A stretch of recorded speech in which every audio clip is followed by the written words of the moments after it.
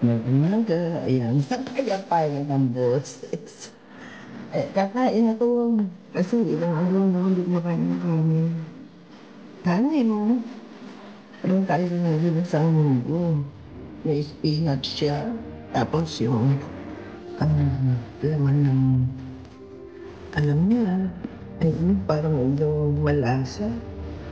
Tapos, maanghang para tama sa ating nagdadala ang boses. Ang sarap niya, no?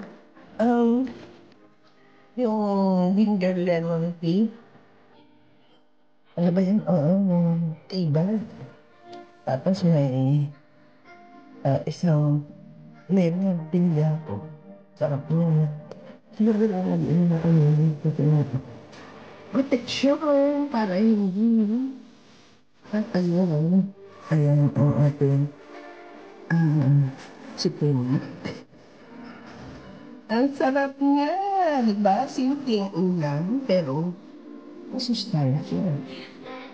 Ano ba ito ng isda? Kasi, alam na, pagdating ko sa ako naman, nararamdaman ko sa sarili ko, okay yung bagong luto yan.